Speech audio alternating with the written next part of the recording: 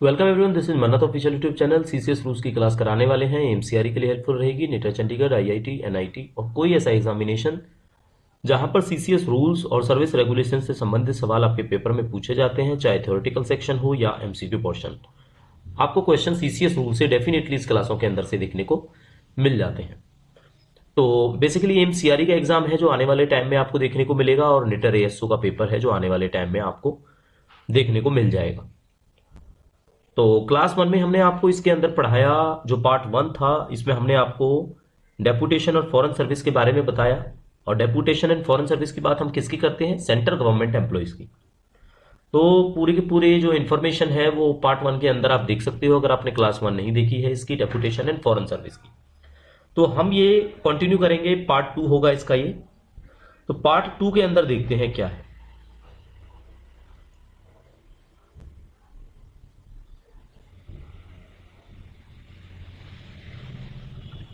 ठीक है,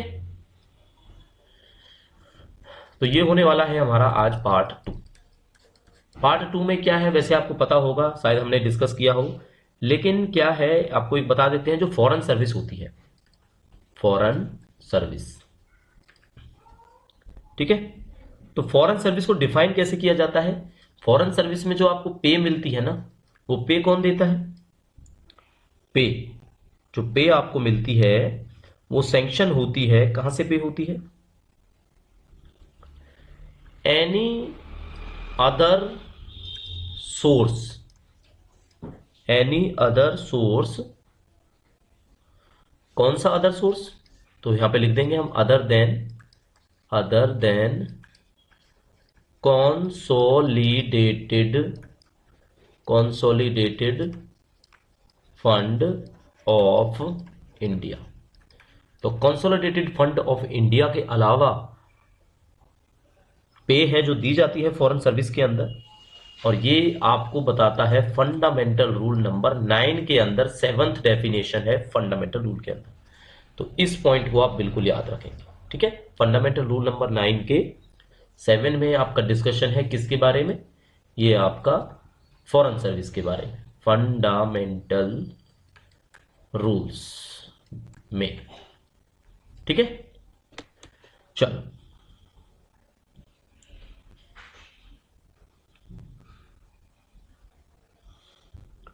डेपुटेशन आपको इंटरनेशनल ऑर्गेनाइजेशंस में हम बता चुके हैं, जैसे इंटरनेशनल फाइनेंशियल इंस्टीट्यूशंस है, लाइक इंटरनेशनल मॉनेटरी फंड है, यूएन के ऑर्गेनाइजेशंस हुए। तो वहां पर जो बेसिक जो जो चीजें थी हम आपको बता चुके हैं। और मैक्सिमम जो टेन्योर है ये आप देखना चाहो देख सकते हो। ये क्वेश्चन ही समझा देते हैं आपको। जब बात करेंगे हम deputation to international organisation, international deputation to international organisation, तो इसमें पूछा जाता है मैक्सिमम स्ट्रेच कितना होता है? मैक्सिमम स्ट्रेच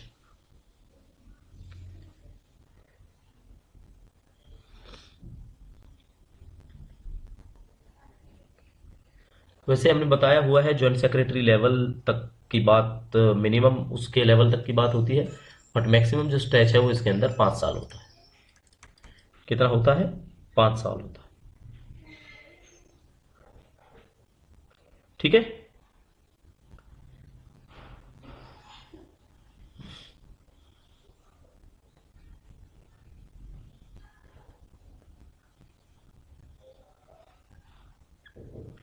चलो,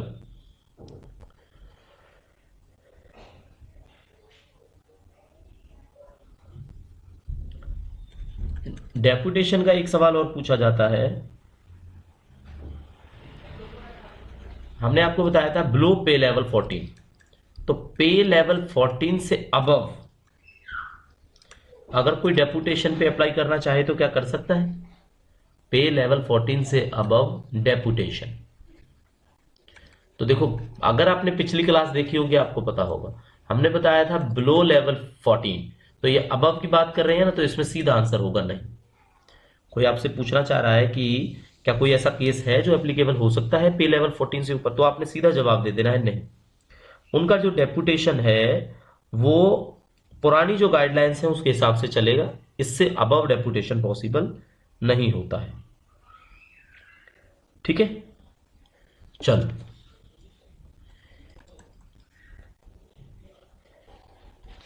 बच्चों, एक ऑफिसर है, पे लेवल उनका 13 है, ऑफिसर है, पे लेवल 13 है। अब वो हो जाते हैं प्रमोटेड। क्वेश्चन को ऐसे ही समझना ज्यादा बेटर रहता है, ऐसे समझना जैसे हम आपको समझा रहे हैं, और वो हो जाते हैं लेवल 14। ठीक है, हो गया उनका लेवल 14। किस में हो गया? अपने पुराने कैडर में ही हो गया, पेरेंट कैडर में। अब इस केस में क्या वो कंटिन्यू करेगा डेपुटेशन? कंटिन्यू डेपुटेशन, या वापस जाना पड़ेगा उनका? ठीक है, कंटिन्यू डेपुटेशन, ये क्वेश्चन बना आपके लिए, कंटिन्यू डेपुटेशन या report back to his parent cadre या पेरेंट डिपार्टमेंट, यानी जहां से वो है वहीं क्या उनको वापस जाना पड़ेगा? तो बताओ इसका सवाल का जवाब।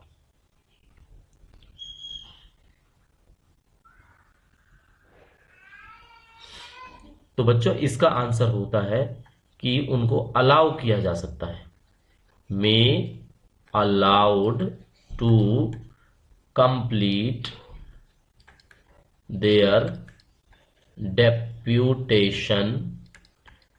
Deputation tenure. ठीक है, उनको अलाउ किया जा सकता है कि वो अपना डेपुटेशन पीरियड है उसको कंप्लीट करें। तो ये कुछ ऐसे सवाल हैं जो आपके दिमाग में निकलेंगे, इनको फ्रिक्वेंटली आस्क्ड क्वेश्चंस कहते हैं। अगर कोई भी बच्चा है जो इसमें लेके चल सकता है, जैसे हमने बताया लेवल 14 तक अलाउ होता है, तो अगर आप बोलते हो सर लेवल 14 से ऊपर अलाउ नहीं होगा क्या, तो ये वही सवाल है जिनका जवाब है। ठीक है,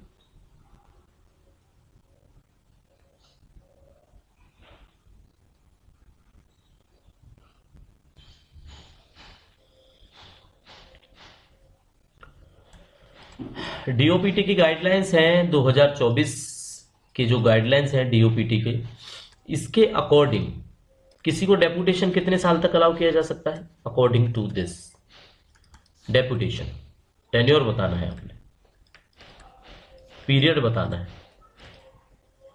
तो अगर ऐसा सवाल पूछा जाए तो देखो होता है 5 साल तक, 5 ईयर्स। कितना होता है वो पीरियड? आपका 5 साल तक रेस्ट्रिक्ट रखा जाता है। अगर आप किस में जॉब करते हो, किसी ऑटोनॉमस बॉडी में करोगे, स्टैच्यूटरी बॉडी में करोगे, यूनिवर्सिटी में करोगे, किसी स्टेट गवर्नमेंट में करोगे, किसी यूनियन टेरिटरी के अंदर करोगे, तो वो 5 साल रेस्ट्रिक्टेड है उनके एंटायर करियर में, इन एंटायर करियर। ठीक है, पूरे करियर में आपसे पूछा जा रहा है, तो 5 साल है यहाँ पे रेस्ट्रिक्ट है। अब आपको केस समझा देते हैं ओवरस्टे। ओवरस्टे का मतलब क्या होता है? जितना आपका डेपुटेशन का पीरियड है, अगर उससे ज्यादा कोई एम्प्लॉई, कोई ऑफिसर अगर ओवरस्टे करता है किसी रीजन की वजह से, तो वो लाइबल हो जाता है डिसिप्लिनरी एक्शन के। ठीक है, अगर ओवरस्टेल किया तो क्या होगा? डिसिप्लिनरी एक्शंस होंगे, डिसिप्लिनरी एक्शन। अब डिसिप्लिनरी एक्शन के लिए कौन सा रूल पढ़ना पड़ता है? सीसीए रूल पढ़ना पड़ता है, क्लासिफिकेशन, कंट्रोल एंड अपील, जिसके अंदर माइनर मेजर पेनल्टीज के बारे में है, डिसिप्लिनरी प्रोसीडिंग्स के बारे में है।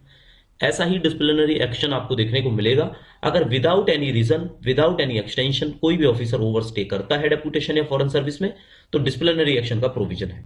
ठीक है, डिसिप्लिनरी एक्शन के अलावा क्या क्या प्रोविजन है? पेंशन और इंक्रीमेंट। पेंशन और इंक्रीमेंट के लिए जो सर्विस है वो काउंट नहीं होगी। ठीक है, सर्विस का हो या पीरियड का हो, पीरियड या सर्विस जो ओवरस्टे हुआ है वो काउंट नहीं होगा, तो इंक्रीमेंट का लॉस होगा, पेंशन का लॉस होगा। बाकी बेसिक लॉस है जो सबसे बड़ा है वो डिसिप्लिनरी प्रोसीडिंग्स है। ठीक है, वो चल जाती है उनके खिलाफ। क्लियर? तो ये जो ऑर्गेनाइजेशन की सबसे बड़ी जिम्मेदारी है, जो बोरो कर रहा है ना ऑर्गेनाइजेशन, बोरो मतलब जहां पे आप जा रहे हो डेपुटेशन के लिए, कि भाई डेपुटेशनिस्ट को रिलीव किया जाए in the expiry of the time, on the date of expiry. ये किसकी रिस्पॉन्सिबिलिटी होती है? हम पॉइंट लिख देते हैं कि जो भी बोरोइंग ऑर्गेनाइजेशन है, बोरोइंग ऑर्गेनाइजेशन। बोरोइंग समझ में आया? जिन्होंने कर्ज लिया है, एक तरह से कर्ज लिए, ये वैसे समझाया है आपको, सिंपल समझा देते हैं। आप मान लो दिल्ली गवर्नमेंट के अंदर काम करते हो, दिल्ली गवर्नमेंट से लेके आप एम्स के अंदर चले जाते हो, एम्स, और ये आप चले जाते हो डेप्यूटेशन, ठीक है। तो ये जो ऑर्गेनाइजेशन है ना एम्स, ये बोरोइंग ऑर्गेनाइजेशन हुआ, बोरोइंग, क्योंकि यहां पे आप आए हो। और ये जो ऑर्गेनाइजेशन है दिल्ली गवर्नमेंट, ये आपका है पेरेंट डिपार्टमेंट या पेरेंट ऑर्गेनाइजेशन, ठीक है। इस तरह से आपने समझ के रखना है ये चीजें। तो इसकी जो प्राइमरीली रिस्पॉन्सिबिलिटी यही है, primarily responsible for timely relieving of deputationist on the date of expiry। ये वही लफ्ज हैं जो हमने बोले हैं, बस लिख दी हैं आपको ताकि समझ में आ जाए। Date of expiry of their deputation, ठीक है। ये बात आपको समझनी है। क्लियर हो गया? चलो और क्या समझाना है अब इसमें। एक सबसे बड़ी जो चीज है वो अलाउंस है, डेप्यूटेशन अलाउंस, डीए। लेकिन ये वो डियरनेस अलाउंस नहीं है, दैट इज डेप्यूटेशन अलाउंस। तो डेप्यूटेशन अलाउंस के बारे में थोड़ा सा पढ़ लेते हैं, होता क्या है डेप्यूटेशन अलाउंस, ठीक है। डेप्यूटेशन अलाउंस,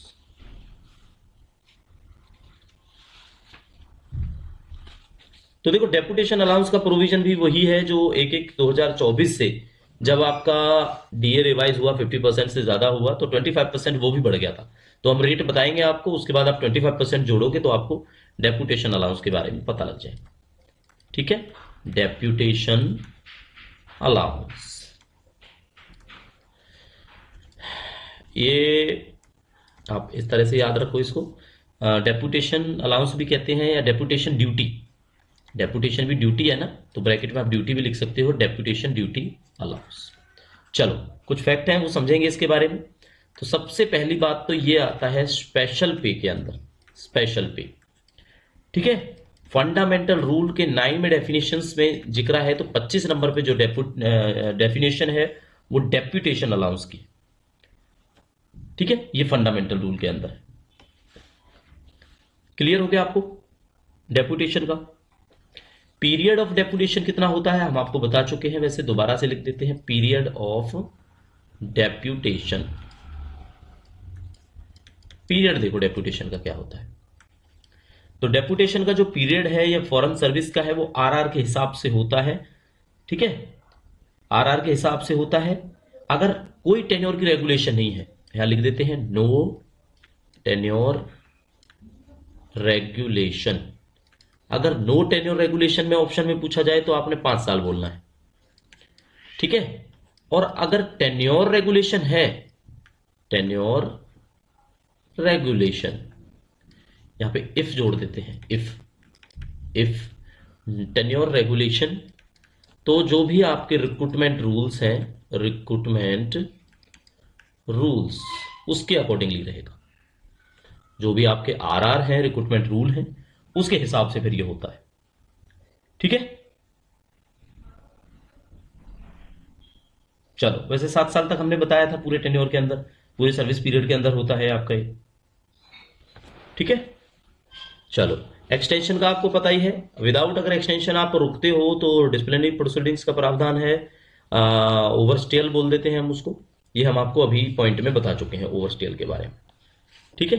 चलो अब रेट देख लेते हैं इसका कितना होता है। Rate of deputation, rate of deputation allowance. देखो अगर आपसे पूछा जाए एज ऑन डेट 1/1/24, तो ये बढ़ गया। कितना बढ़ गया? पहले ये होता था सेम स्टेशन में, with in same station, same station होता था बच्चों 5% ऑफ बेसिक जो डेप्यूटेशन अलाउंस मिलता था, और मैक्सिमम कितना होता था इसके अंदर? 5,625 रुपए। अब ये 5,625 रुपए का जो मैक्सिमम है ना, इसका 25% आपने बढ़ा लेना है, याद रखोगे आप ये। सेम स्टेशन के बाद अदर केसेस में, अगर सेम स्टेशन नहीं है, दूर है, अदर केसेस है, तो भाई ये होता था आपका 10% ऑफ बेसिक। और 10% ऑफ बेसिक में मैक्सिमम जो केस था वो 11,250 रुपए का था। ठीक है, लेकिन अब एक चीज हम नोट करेंगे, 25% ये इंक्रीज हो गया, अब इंक्रीज हो गया है। तो आप कमेंट करके हमें बता सकते हैं विद इन सेम स्टेशन कितना हो जाएगा और अदर स्टेशन कितना हो जाएगा मैक्सिमम के केस में। तो मैक्सिमम हम क्या करेंगे, ये 25% तक बढ़ेगा। ठीक है, तो थोड़ी सी मैथमेटिकल कैलकुलेशन करो और 25% इसको बढ़ा दो। क्यों? क्योंकि जब भी आपका डीए इंक्रीज करता है 50% से, तो सीलिंग अपने आप ही 25% बढ़ जाती है। कितनी बढ़ जाती है ये सीलिंग? 25% तक बढ़ जाती है। ठीक है, चलो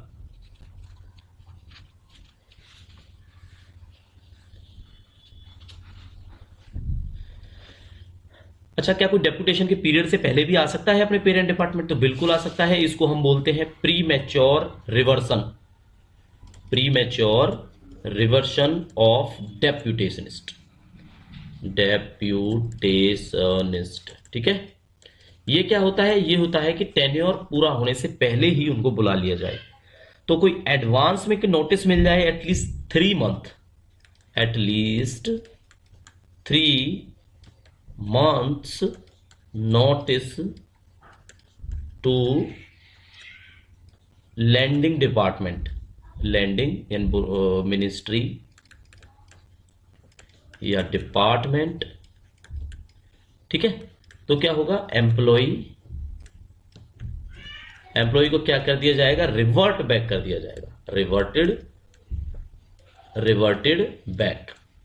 ठीक है, इसको समझना बच्चों। एक मिनट इसको मैं कट कर देता हूं ताकि कंफ्यूजन आपको बिल्कुल भी ना रहे, क्योंकि जब ये पीडीएफ आपको मिलेगी तो थोड़ा सा दिक्कत रहेगी आपको।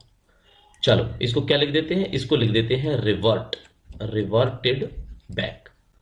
तो एम्प्लॉय को क्या कर लिया जाएगा, रिवर्टेड बैक कर दिया जाएगा 3 मंथ के नोटिस पीरियड के अकॉर्डिंग। ठीक है, चलो सबसे पहले हमने एक ही सवाल पूछा था, क्या कोई अपनी विल के बिना, विदाउट विल, अपनी इच्छा के बिना डेपुटेशन पे उसको भेजा जा सकता है, डेप्यूटेशन? तो बच्चों इसका जवाब होगा नो। ठीक है, ये क्वेश्चन ये था, हमने पहले भी बताया था आपको। ठीक है, अगर आप फॉरेन सर्विस में चले जाते हो तो करेंसी कौन सी होती है? तो जो भी रीपेमेंट की होती है, लोन की या एडवांस की, तो किस करेंसी में होगा वो? तो रीपेमेंट अगर कोई आपका लोन है या एडवांस है तो वो फॉरेन करेंसी में ही होगा जिसमें आपको सैलरी मिलेगी। तो अगर ये पूछा जाता है कि करेंसी, रीपेमेंट करेंसी, यहां पे लिख देते हैं repayment currency in foreign service, in foreign service. तो रीपेमेंट करेंसी कौन सी होगी? Same as foreign currency. तो जो फॉरेन करेंसी होगी उसी में रीपेमेंट आपके एडवांस की, लोन की होगी। ठीक है, एचआरए का हमने बताया था, एचआरए मिलेगा अगर कोई चले जाता है डेप्यूटेशन, डेप्यूटेड अब्रॉड, इंडिया से बाहर उनको भेज दिया जाता है ट्रेनिंग के लिए। ये हमने बताया हुआ है, दोबारा से बता देते हैं, ट्रेनिंग के लिए। और ट्रेनिंग है 1 साल से कम, 1 साल से कम की ट्रेनिंग है, तो एचआरए मिलेगा? तो इसका जवाब होगा यस। 1 साल से कम है तो डेफिनेटली आपको एचआरए है जो मिल जाएगा। ठीक है, तो देखो बच्चों ये कुछ सवाल थे, बहुत ज्यादा हमने नहीं पढ़ा है डेपुटेशन फॉरेन सर्विस के बारे में, बड़ा टॉपिक है, जितना आपके पेपर से संबंधित है बेसिक बेसिक हमने आपको बताया। बाकी प्रैक्टिस है जो हम मॉक के अंदर ही करेंगे, तो मॉक क्वेश्चंस आपको हमारे कोर्स के अंदर मिल जाएंगे। अगर आपका खुद से पढ़ने चाहो तो डेपुटेशन फॉरेन सर्विस का लेटेस्ट ऑफिस मेमोरेंडम है, वो पढ़ो, पूरी की पूरी डिटेल्ड एक्सप्लेनेशन उसके अंदर है। ठीक है, कोई दिक्कत रहती है अगर आप कोर्स के हमारे मेंबर हैं तो आपको डेपुटेशन एंड फॉरेन सर्विस के बारे में हमारा मॉक टेस्ट मिल जाएगा, जिससे आप अपनी तैयारी मजबूत कर पाओगे। बाकी आप तैयारी करते रहो, कोई भी डाउट रहता है आप टेलीग्राम पर, व्हाट्सएप पर हमसे पूछ सकते हैं। फर्दर इन्फॉर्मेशन के लिए जो वीडियोज हैं यूट्यूब पर अवेलेबल, आप उन्हें देख सकते हो। कोर्स के अंदर हमारे करीब करीब देखोगे आप 45 से ज्यादा वीडियोज हैं जो अवेलेबल है, वो हमारे कोर्स के मेंबर्स के लिए ही अवेलेबल है। तो अगर वो आपने ज्वाइन करना है, तो अगर आपकी विल रहती है, without your will no deputation, तो without your will no courses allowed. तो आप ज्वाइन कर सकते हैं हमें। फर्दर इन्फॉर्मेशन के लिए आप पढ़ते रहिए, हमारे चैनल को फॉलो करते रहिए। मिलेंगे नेक्स्ट क्लास में, तब तक के लिए thank you and see you soon.